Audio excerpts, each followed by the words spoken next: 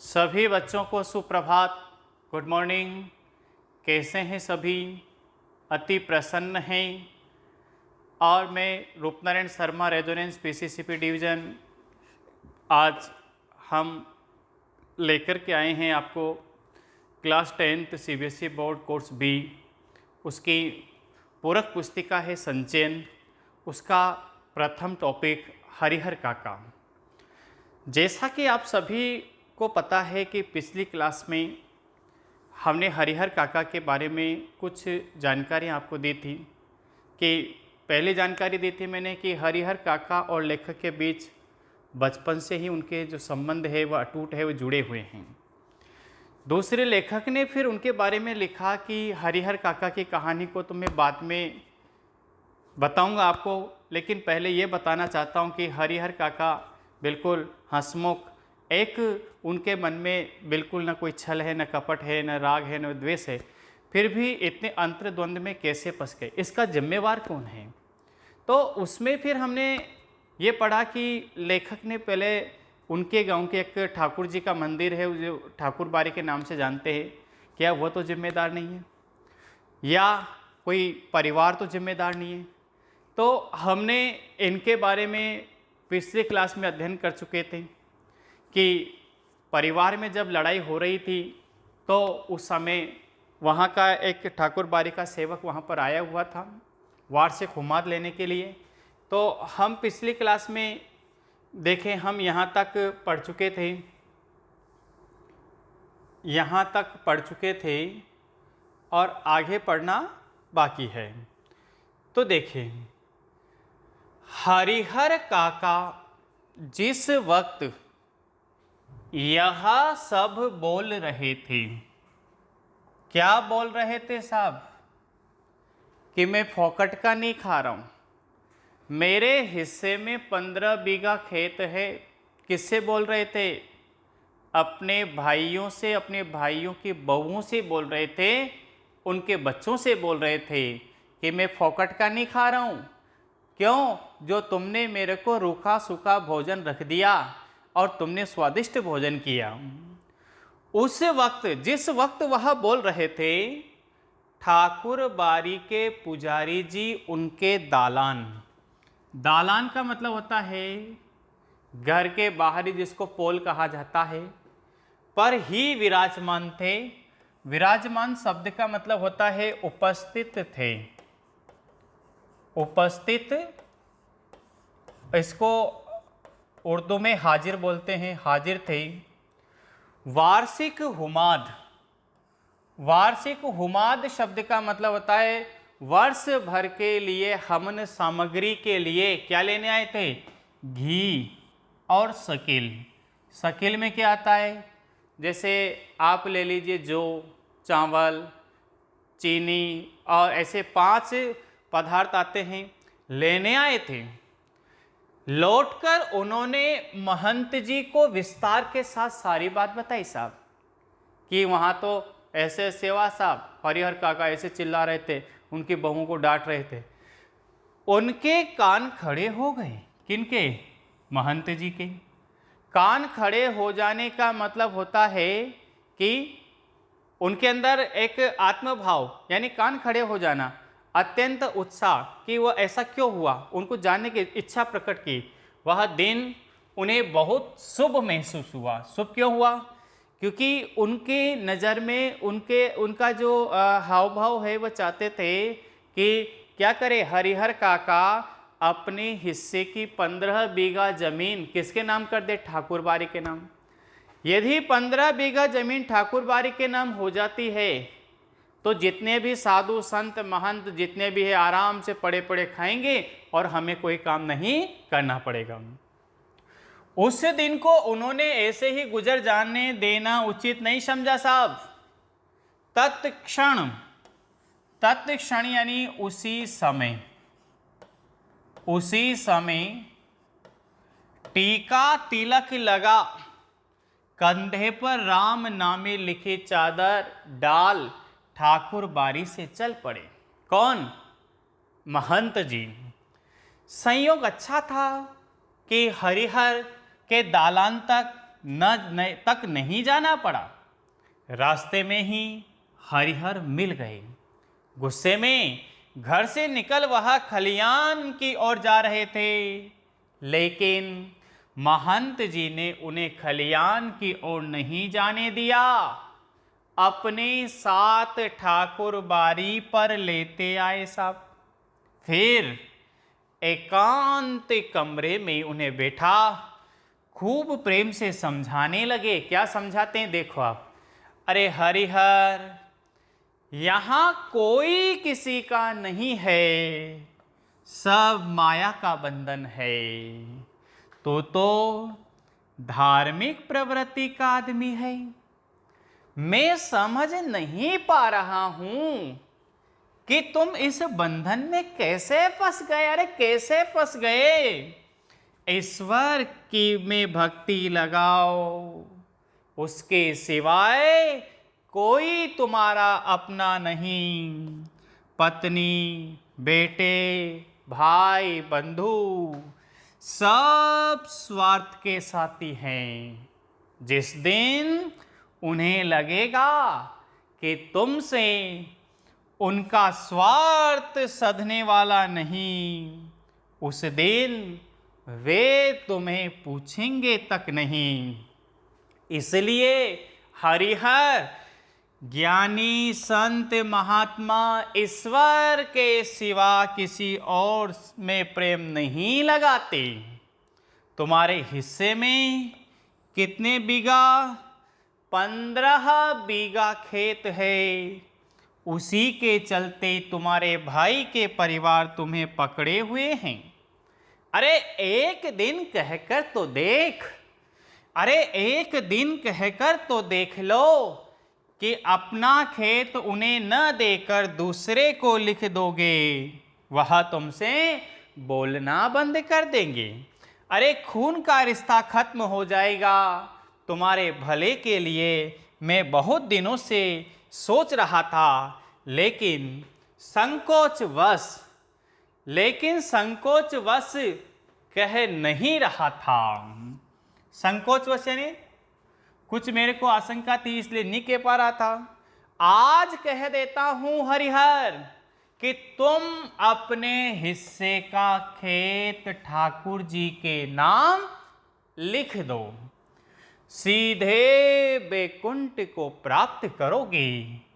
3 लोकों में तुम्हारी कीर्ति जगमगा उठेगी। जब तक सूरज चांद रहेंगे तब तक लोग तुम्हें याद करेंगे। ठाकुर जी के नाम पर जमीन लिख देना, तुम्हारे जीवन का महादान होगा। महादान का मतलब होता है महान दान, सबसे बड़ा दान होगा। अरे साधु संत तुम्हारे पांव पखारेंगे, सभी तुम्हारा यशोगान करेंगे, यश का गुणगान करेंगे।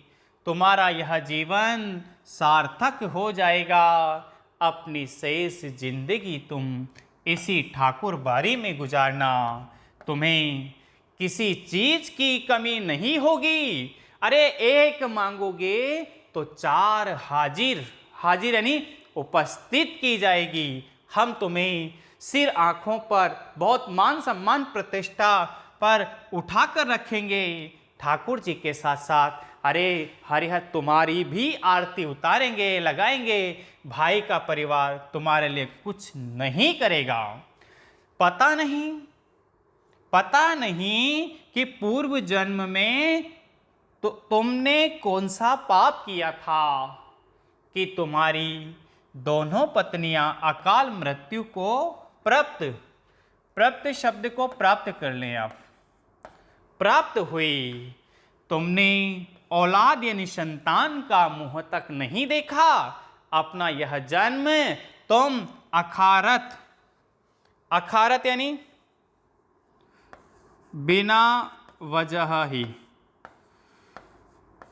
बेकार यानी बेकार कह सकते हैं। न जाने दो, ईश्वर को 1 भर दोगे 10 भर पाओगे। मैं अपने लिए तो तुमसे मांग नहीं रहा हूं। तुम्हारा यह लोक और परलोक, दूसरा लोक भी, दोनों बन जाए, इसकी राह मैं तुम्हें बता रहा हूं। फिर क्या कहा? ये किसने कहा था? महंत जी ने। अब उसकी प्रतिक्रिया क्या हुई? कहना एक अलग बात है, समझना एक अलग बात है, और उसको अपना लेना तीसरी बात है। देखो आप, हरिहर देर तक महंत जी की बातें सुनते रहे सब। कौन? हरिहर काका। महंत जी की बातें उनके मन में बैठती जा रही थी। ठीक वैसे ही, ठीक ही तो कह रहे हैं महंत जी। अरे महंत जी मेरी भलाई के लिए कह रहे हैं, मेरे जीवन के लिए कह रहे हैं, ऐसा वह सोच रहे थे। अरे कौन किसका है? 15 बीघे खेत की फसल भाइयों के परिवार को देते हैं, तब भी कोई नहीं पूछता। अगर कुछ न दे तब क्या हालत होगी उनके जीवन में? तो यह स्थिति है। अरे मरने के बाद उन्हें याद कौन करेगा? सीधे सीधे उनके खेत हड़प जाएंगे, ठाकुर जी के नाम लिख देंगे तो पुश्तों तक। पुश्तों का मतलब होता है पीढ़ी दर पीढ़ी, पीढ़ी दर पीढ़ी तक लोग उन्हें याद करेंगे। अब तक के जीवन में तो ईश्वर के लिए उन्होंने कुछ नहीं किया। अरे अंतिम समय तो यह बड़ा पुण्य कमा ले, लेकिन यह सोचते हुए भी, इतना सोच रहे हैं फिर भी हरिहर का मुंह खुल नहीं रहा था। मुंह खुलने का मतलब है न तो वह महंत जी से हाँ कह रहे थे, न वह महंत जी से ना कह रहे थे। भाई का परिवार तो अपना ही होता है। देखो अंतर्द्वंद, उनको महंत जी की बातें भी अच्छी लगी, लेकिन परिवार का जो मोह है उस मोह में भी वह बंधे हुए हैं। तो देखो अंतर्द्वंद है, उनको न देकर ठाकुर बारी को में दे देना उनके साथ क्या होगा? धोखा और विश्वासघात होगा। किस? ये अंतर्द्वंद की स्थिति है, अंतर्द्वंद की स्थिति है ये। फिर आगे चलो, अपनी बात समाप्त कर महंत जी प्रतिक्रिया। महंत जी ने जो कहा कि हरिहर क्या प्रतिक्रिया देता है, क्या कहता है, इसके विषय में जानने के लिए हरिहर की ओर देखने लगे। कौन? महंत जी। उन्होंने मुंह से तो कुछ नहीं कहा। किसने? हरिहर काका ने। लेकिन उनके चेहरे के परिवर्तित भाव महंत जी की अनुभवी आंखों से छिपे न रह सके। क्या अनुभव? यानी उनको, महंत जी को 100% विश्वास हो गया कि मैंने जो बात समझाई ये हरिहर काका के पल्ले पड़ गई। ये 100% श्योर है कि मैं इस काम में सक्सेस हुआ हूँ। 15 बीघा खेत हरिहर अब ठाकुर जी के नाम ही लिखेगा, ये उनको अनुभव हो गया। अपनी सफलता पर महंत जी को बहुत खुशी हुई साहब। उन्होंने सही जगह वार किया है। इसके बाद उसी वक्त ठाकुर बारी के दोनों सेवकों को बुलवाकर आदेश दिया कि एक साफ सुथरे कमरे में पलंग पर बिस्तरा लगाकर उनके आराम का इंतजाम करें। फिर तो देखो आप, महंत जी के कहने में जितना समय लगा था उससे कम समय में ही सेवकों ने हरिहर काका के मना करने के बावजूद उन्हें एक सुंदर कमरे में पलंग पर जा लिटाया। और महंत जी, उन्होंने पुजारी जी को यह समझा दिया कि हरिहर के लिए विशेष रूप से भोजन की व्यवस्था करें। हरिहर काका को महंत जी एक विशेष उद्देश्य से लेकर गए थे। इसलिए क्या हो गया? ठाकुर बारी में चहल पहल शुरू हो गई। आनंद का उत्सव, आनंदोत्सव मनाया गया। क्यों? क्योंकि सभी को पता चल गया कि ठाकुर जी के नाम 15 बीघा खेत होने वाला है और हम सबको मौज करनी है। देखो आप, उधर परिवार में टेंशन बढ़ेगी। अरे इधर शाम को हरिहर काका के भाई जब खलियान से लौटे तब उन्हें इस दुर्घटना क्यों कहा? दुर्घटना इसलिए कहा कि उनके हाथ से 15 बीघा खेत जाने वाला है, तो उनके लिए तो ये सदमा है। पहले तो अपनी पत्नियों पर वे खूब बरसे साहब, फिर एक जगह बैठकर चिंता मग्न हो गए। हालांकि गांव के किसी व्यक्ति ने भी उनसे कुछ नहीं कहा था। अरे महंत जी ने हरिहर को क्या क्या समझाया है इसकी भी जानकारी उन्हें नहीं थी, लेकिन इसके बावजूद उनका मन संकालू यानी मन में कोई ना कोई डाउट और बेचैन हो गया। दरअसल बहुत सारी बातें ऐसी होती है, बहुत वेरी वेरी वेरी इंपॉर्टेंट पंक्ति ये क्या, कि बहुत सारी बातें ऐसी होती है जिनकी जानकारी बिना बताए ही लोगों को मिल जाती है। वेरी इंपॉर्टेंट पंक्ति है, कहो मत अपने आप लग जाएगी। शाम गहराते गहराते हरिहर काका के तीनों भाई कहाँ पहुँच गए साहब? ठाकुर बाड़ी पहुँच गए। उन्होंने हरिहर काका को वापस घर चलने के लिए कहा। इससे पहले कि हरिहर काका कुछ कहते, महंत जी बीच में ही आ गए। क्या कहने लगे कि आज हरिहर काका को यहीं रहने दो। अरे बीमारी से उठा है, इसका मन अशांत है, ईश्वर के दरबार में रहेगा तो क्या मिलेगी इसको? शांति मिलेगी। किसने? महंत जी ने कह दिया। लेकिन उनके भाई उन्हें घर ले चलने के लिए जिद करने लगे। इसी पर ठाकुर बाड़ी के साधु संत उन्हें समझाने लगे। वहाँ उपस्थित गांव के लोगों ने भी कहा क्या कि अरे एक रात ठाकुर बाड़ी में रह जाएंगे तो क्या हो जाएगा? अंततः अंत में भाइयों को वहाँ से निराश ही लौटना पड़ा। फिर आगे चलते हैं बेटे, यहाँ तक समझ में आ गया? आगे चलो। हरिहर में रात में हरिहर काका को भोग लगाने के लिए जो मिष्टान और व्यंजन मिले, देखो आकर्षित करने के लिए, देखो उनके लिए भोज का आयोजन देखो आप। रात में हरिहर काका को भोग लगाने के लिए जो मिष्टान और व्यंजन मिले वैसे उन्होंने कभी नहीं खाए थे। क्या क्या मिले? घी टपकते मालपुए, अरे रस बुनिया, लड्डू, छेने की तरकारी यानी मटर पनीर की सब्जी, दही और खीर। पुजारी जी ने स्वयं अपने हाथों से खाना परोसा था। पास में बैठे महंत जी धर्म चर्चा से मन में शांति पहुंचा रहे थे। एक ही रात में ठाकुर बाड़ी में जो सुख शांति हरिहर काका को संतोष मिला वह अपने अब तक के जीवन में उन्होंने नहीं पाया था। खाने का भी, सुख का भी, उपदेशों का भी, सब बिल्कुल शांति। फिर उधर क्या स्थिति हो रही है साहब? अरे इधर तो तीनों भाइयों को रात भर सो नहीं सके, नींद ही नहीं आई। क्यों? भावी आशंका, भविष्य में होने वाला डर उनके मन में को मतती रही। क्या? अरे 15 बीघा खेत हाथ से निकल जाएगा। अरे 15 बीघा खेत, इस गांव की सबसे उपजाऊ जमीन, अरे 2 लाख से अधिक की संपत्ति अगर हाथ से निकल गई तो कहीं के न रहेंगे। किसके मन में? तीनों भाइयों के मन में।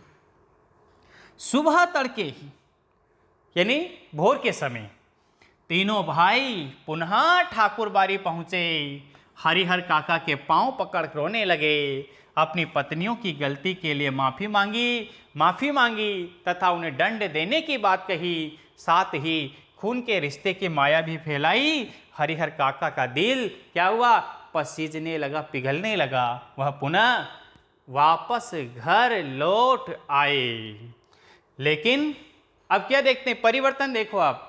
लेकिन यह क्या, इस बार अपने घर पर जो बदलाव उन्होंने लक्ष्य किया उससे कहीं सुखद आश्चर्य में डाल दिया। घर के छोटे बड़े सभी सिर आंखों पर उठाने को तैयार। भाइयों की पत्नियां उनके पैर पर माथा रख गलती के लिए क्षमा याचना की। फिर उनकी आओ भगत और जो खातिर शुरू हुई, वैसे खातिर किसी के यहाँ मेहमान आने पर भी नहीं होती होगी। उनकी रुचि और इच्छा के मुताबिक दोनों समय का खाना नाश्ता तैयार। अरे पांचों महिलाएं उनकी सेवा में हर समय मुस्तैद। मुस्तैद शब्द का मतलब देखो क्या होता है, मुस्तैद यानी तैयार।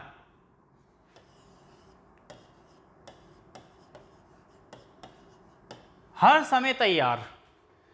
तीनों भाइयों की पत्नियां और 2 उनकी बहुएं हरिहर काका आराम से दालान में पड़े रहते।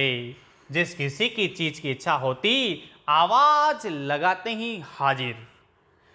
वे समझ गए थे क्या कि यह सब किसके कारण हो रहा है, महंत जी के चलते हो रहा है। इसलिए महंत जी के प्रति उनके मन में आदर और श्रद्धा के भाव निरंतर बढ़ते ही जा रहे थे। वो क्या समझ रहे हरिहर काका कि जो कुछ भी परिवर्तन देख रहा हूँ परिवार में वो महंत जी की कृपा से, क्योंकि महंत जी क्या है, भगवान है। बहुत बार ऐसा होता है क्या कि बिना किसी के कुछ बताए गांव के लोग, देखो बिना किसी के कुछ बताए गांव के लोग असली तथ्य से स्वयं वाकिफ हो जाते हैं। ये मेन बात क्या है, ऐसा क्यों हुआ। हरिहर काका इस घटना के साथ ऐसा ही हुआ साहब, क्या कि दरअसल लोगों की जुबान से घटना की जुबान ज़्यादा पेनी शब्द का मतलब होता है नुकीली और असरदार, असर करने वाली होती है। घटनाएं स्वयं ही बहुत कुछ कह देती है, लोगों को कहने की जरूरत नहीं है। क्या घटनाएं, न तो गांव के लोगों से महंत जी ने कुछ कहा साहब कि 15 बीघा खेत हरिहर हमारे ठाकुर बारी के नाम लिखेगा, और न ही उनके भाइयों ने कहा कि हरिहर भाइयों के नाम 15 बीघा खेत। लेकिन लोगों ने भावी आशंका कि आगे क्या हो सकता है ये पहले ही आकलन कर लिया। न हरिहर काका के भाइयों ने ही, इसके बावजूद गांव के लोग सच्चाई से अवगत हो गए। तो फिर गांव के बैठकों में बातों का जो सिलसिला चल निकला उसका कहीं कोई अंत नहीं। अरे हर जगह, हर गली, हर मोहल्ले, हर चबूतरा, हर चौपाल एक ही बात कि क्या होगा, 15 बीघा खेत का क्या होगा, हरिहर भाइयों के नाम देगा या ठाकुर बारी के नाम करेगा। हाँ, हर जगह उन्हीं का प्रसंग शुरू। कुछ लोग कहते कि हरिहर को अपनी जमीन किसके नाम, ठाकुर बारी के नाम लिख देनी चाहिए। लेकिन कौन से लोग होते वो, मैंने आपको पिछली क्लास में बताया कि धार्मिक प्रवृत्ति के लोग जो ईश्वर में आस्था रखते हैं उनका विचार है कि हरिहर काका को अपनी 15 बीघा जमीन मंदिर के नाम कर देनी चाहिए, क्योंकि ईश्वर से बढ़कर कुछ भी नहीं है। लेकिन समाज में सामाजिक प्रवृत्ति के लोग भी रहते हैं। सामाजिक प्रवृत्ति के लोगों का कहना होता है कि हरिहर काका को अपनी ज़मीन किसके नाम करनी चाहिए, भाइयों के नाम करनी चाहिए, जिससे कि वंश आगे बढ़ेगा। इससे उत्तम और कुछ नहीं, इससे कीर्ति भी अचल बनी रहती है। इसके विपरीत कुछ लोग क्या कहते साहब,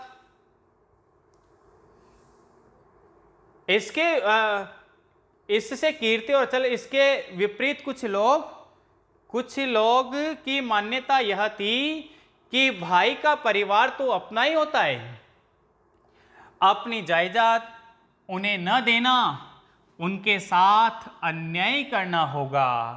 अरे खून के रिश्ते के भी दीवार बनानी होगी। ये कौन कह रहे हैं साहब, गांव के लोग कह रहे हैं। अरे जितने मुंह उतनी बातें, जिसके मन में जो आया वही कह दिया। ऐसा जबरदस्त मसला पहले कभी नहीं मिला था, इसलिए लोग मौन होना नहीं चाहते थे, अपने अपने तरीके से समाधान ढूंढ रहे थे और प्रतीक्षा कर रहे थे कि कुछ घटित हो, अरे कुछ घटना घटित हो। हालांकि इसी क्रम में बातें गर्माहट भरी भी होने लगी थी। लोग प्रत्यक्ष सामने, परोक्ष आंखों के सामने न होकर पर्दे के पीछे रूप में दो वर्गों में बंटने लगे थे। दो वर्ग कैसे, मैंने आपको बता दिया, सामाजिक प्रवृत्ति और धार्मिक प्रवृत्ति। कई बैठकों में दोनों वर्गों के बीच आपस में क्या हो जाती, तू मैं हो जाती, टकराहट हो जाती, वैचारिक टकराहट होने लग जाती। एक वर्ग के लोग चाहते थे कि हरिहर अपने हिस्से की जमीन किसके नाम लिख दे, ठाकुर जी के नाम लिख दे।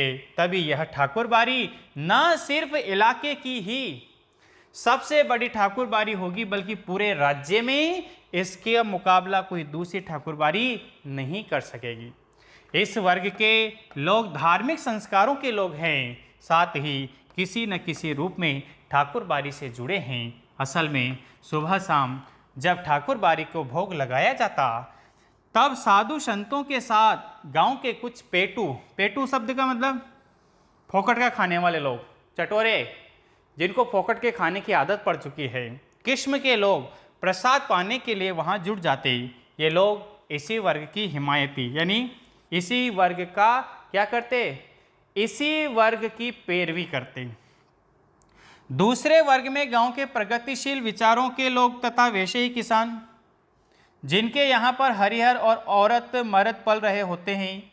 गांव का वातावरण तनावपूर्ण हो गया और लोग कुछ घटित होने की प्रतीक्षा करने लगे।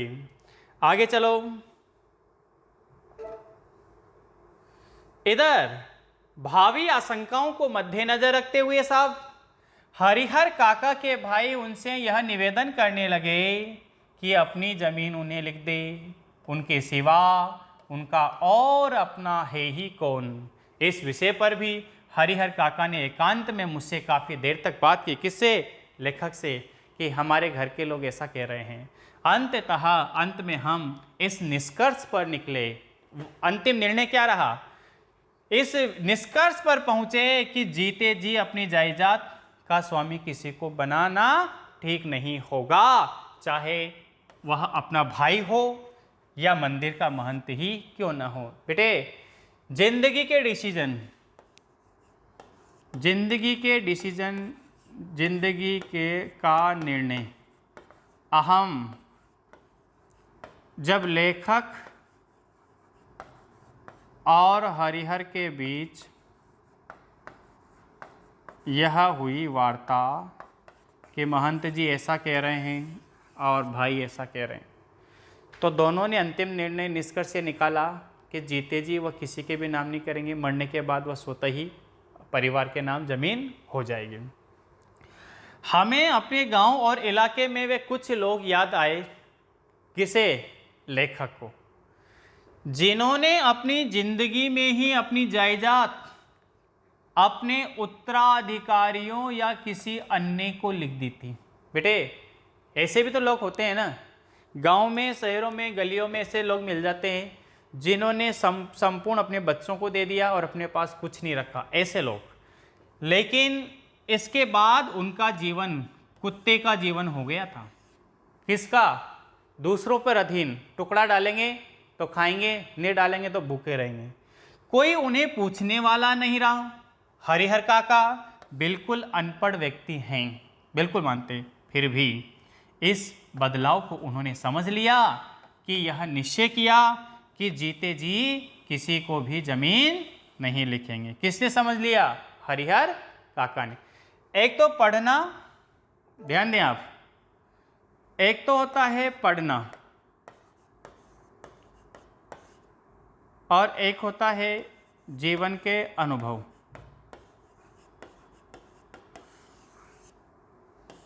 पढ़ने का अनुभव अलग होता है और जीवन जीने का अनुभव अलग होता है। हरिहर काका अनपढ़ थे, लेकिन जीवन का अनुभव उनमें बहुत ज़्यादा था।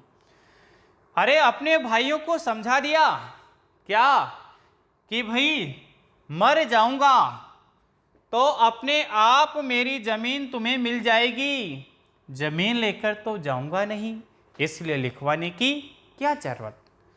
उधर महंत जी भी हरिहर काका की टोह टोह यानी इंतजार में रहने लगे। जहां कहीं एकांत पाते कहे उठते क्या, अरे विलंब ना करो हरिहर, शुभ काम में देरी नहीं करते, चलकर ठाकुर जी के नाम जमीन बही कर दो, यानी लिख दो, वसीयत कर दो, फिर पूरी जिंदगी ठाकुर बाड़ी में राज करोगे। अरे मरोगे तो तुम्हारी आत्मा को ले जाने वाले स्वर्ग से विमान आएगा, देवलोक को प्राप्त करोगे। आगे चलें।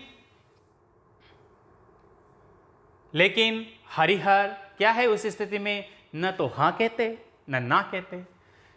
ना कहकर वे महंत जी को दुखी नहीं करना चाहते थे, क्योंकि भाइयों के परिवार से तो सुख सुविधा उन्हें मिल रही थी, वे महंत जी की कृपा से ही, और हाँ तो उन्हें कहना ही नहीं है, क्योंकि अपनी जिंदगी में अपनी जमीन उन्हें किसी को नहीं लिखनी। इस मुद्दे पर वे जागरूक हो गए थे। कौन? हरिहर काका। जिंदगी का अनुभव ले लिया था, पर बीते समय के अनुसार महंत जी की चिंताएं बढ़ती जा रही थी साहब। क्यों? कि जाल में फंसी चिड़िया पकड़ से बाहर हो गई थी। महंत जी इस बात को सह नहीं पा रहे थे। अरे महंत जी को लग रहा था कि हरिहर किसमें है, धर्म संकट में पड़ गया है। एक और तो वह चाहता है कि ठाकुर जी को लिख दूं, किंतु दूसरी ओर भाइयों के परिवार के माया मोह में बंध जाता है। इस स्थिति में हरिहर का अपहरण कर, क्या निश्चय ले लिया कि हरिहर का अपहरण कर उससे जबरदस्ती उससे लिखवाने के अतिरिक्त दूसरा विकल्प नहीं। बाद में हरिहर स्वयं राजी हो जाएगा। किसने कहा ये कहा महंत जी का निर्णय। देखो आप, अब महंत जी लड़ाकू और दबंग प्रवृत्ति के आदमी थे साहब। अपनी योजना को कार्य रूप में परिणित यानी उसको अवलोकन करने के लिए, उसको लागू करने के लिए वह जी जान में जुट गए। हालांकि यह सब गोपनीयता गुपचुप के साथ निर्वाह किया करते हुए ही वह कर रहे थे। हरिहर काका के भाइयों की इसको भनक तक नहीं थी। आगे चले। बात अभी हाल ही की है साहब। क्या है? आधी रात के आसपास ठाकुर बाड़ी के साधु संत और उनके पक्षधर क्या लेके आए? भाला, गंडासा, बंदूक से लैस एकाएक हरिहर काका के दालान पर आ धमके। हरिहर काका के भाई इस अप्रत्याशित अचानक, ऐसा उनको पता नहीं था कि ठाकुर बाड़ी के महंत पुजारी ऐसा कर देंगे, हमले के लिए तैयार नहीं थे। उनको लग रहा था कि कहा सुनी होगी, इसके अलावा कुछ भी नहीं होगा, हम जमीन नहीं लिखेंगे। लेकिन ऐसा नहीं सोचेगा कि अपहरण जैसी घटनाएं घटित हो जाएगी। इससे पहले कि वह जवाबी कार्रवाई कर और गुहार लगाकर अपने लोगों को जुटाए, तब तक आक्रमणकारी उनको पीठ पर लादकर क्या हो गए थे? चंपत हो गए। चंपत यानी 9-2-11 होना, यानी भाग जाना। गांव में ऐसी घटना, गांव में किसी ने ऐसी घटना नहीं देखी थी साहब, न सुनी थी। सारा गांव जाग गया। शुभ चिंतकों ने उनके यहाँ जुटने लगे, लेकिन अन्य लोग अपने दालान और कमरों की छतों पर जमा होकर आहट लेने और बातचीत करने लगे। काका, हरिहर काका के भाई लोग के साथ उन्हें ढूंढने निकले। उन्हें लगा कि यह महंत का काम है। वे मई दल बल ठाकुर बाड़ी जा पहुँचे। वहाँ खामोशी और शांति नजर आई। रोज की भांति ठाकुर बाड़ी का मुख्य फाटक बंद था। वातावरण में रात का सन्नाटा, सूनापन व्याप्त था। उन्हें लगा कि काम महंत का नहीं, बाहर के डाकुओं का है। तो वह हर्जाना की मोटी रकम लेकर ही हरिहर काका को क्या करेंगे, मुक्त करेंगे। आगे चलें। खोज में निकले लोग किसी दूसरी दिशा की ओर प्रस्थान करते। इसी समय ठाकुर बारी के अंदर से बातचीत करने की सम्मिलित किंतु धीमी आवाज़ सुनाई पड़ी। सबके कान खड़े हो गए, सब चौकन्ने हो गए। उन्हें यकीन हो गया कि हरिहर काका इसी में हैं। अब क्या सोचना। वे ठाकुर बारी का फाटक क्या करने लगे, पीटने लगे। इसी समय क्या होता है, ठाकुर बारी की छत से रोड़े, मिट्टी के ढेले और पत्थर उनके ऊपर गिरने लगे। वह तितर बितर यानी इधर उधर होने लगे। अपने हथियार संभाले, लेकिन हथियार संभालने से पहले ही ठाकुर बारी के कमरों की खिड़कियों में से फायरिंग शुरू हो गई। एक नौजवान के पैर में गोली लग गई, वह गिर गया। उसके गिरते ही हरिहर काका के भाइयों के पक्षधर भाग चले। सिर्फ वे 3 भाई ही बचे रह गए। अपने तीनों के बूते पर इस युद्ध को जीतना उन्हें संभव नहीं जान पड़ा, इसलिए वे कस्बे के पुलिस थाने की ओर दौड़ पड़े। ठीक है, आज के लिए सभी बच्चों के लिए इतना ही। सभी बच्चों को बहुत बहुत धन्यवाद। Thank you.